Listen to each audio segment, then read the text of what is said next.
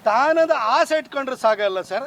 ಅದಕ್ಕೆ ಬೇಕಾದಂಥ ಒಂದಷ್ಟು ವ್ಯಕ್ತಿತ್ವಗಳನ್ನು, ಘನತೆಯನ್ನು, ಗಾಂಭೀರ್ಯವನ್ನು ನಾವು ಬೆಳೆಸ್ಕೊಳ್ಬೇಕಾಗುತ್ತೆ ಸರ್. ನೀವು 2.5 ವರ್ಷ ಅದಕ್ಕಿಂತ ಮೊದಲು ಸರ್ ನಿಮ್ಮನ್ನು ನೋಡಿದ್ರೆ ಏನನ್ಸುತ್ತೆ ಸರ್, ಯಾರಿಗಾದ್ರೂ ಕೂಡಿ ಎಲ್ಲ ಒಂಥರ ಮಾತಾಡಿದ್ರೆ ಒಳ್ಳೆ ರೌಡಿಸಮ್ ಮಾಡ್ದಂಗೆ ಮಾತಾಡ್ತೀರಿ ನೀವು, ಎಲ್ಲರನ್ನೂ ಏಕವಚನದಲ್ಲಿ ಕರಿತೀರಿ ಸರ್.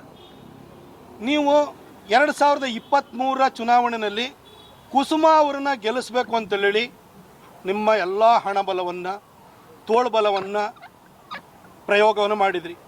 ಆದರೂ ಜನ, ರಾಜರಾಜೇಶ್ವರಿ ನಗರ ಜನ ನಿಮ್ಮ ಜಂಗಾಬಲವನ್ನು ಹುಡುಗಿಸಿ ಮುನಿರತ್ನ ಅವರನ್ನು ಗೆಲ್ಲಿಸಿದರು.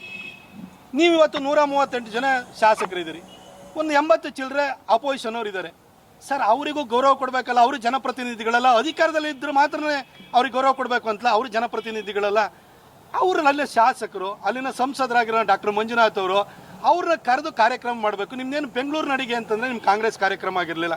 ಹಾಗಾಗಿ ಮುನಿರತ್ನವರು ಸಹಜವಾಗಿ ಅಲ್ಲಿನ ಸ್ಥಳೀಯ ಶಾಸಕರನ್ನು ನೀವು ಕರೆದಿಲ್ಲ ಅನ್ನೋ ಕಾರಣಕ್ಕೋಸ್ಕರ ಅವ್ರು ಹೋಗಿ ಪ್ರಶ್ನೆ ಮಾಡಲಿಕ್ಕೆ ಹೋದ್ರು. ಶಿಷ್ಟಾಚಾರದ ಉಲ್ಲಂಘನೆ ಆಗುತ್ತೆ. ಸ್ಪೀಕರ್ ಹತ್ರ ನಾವು ಪ್ರಿವಿಲೇಜ್ ಮೋಷನನ್ನು ಕೂಡ ನಾವಲ್ಲಿ ಮೂವ್ ಮಾಡ್ಬೋದು.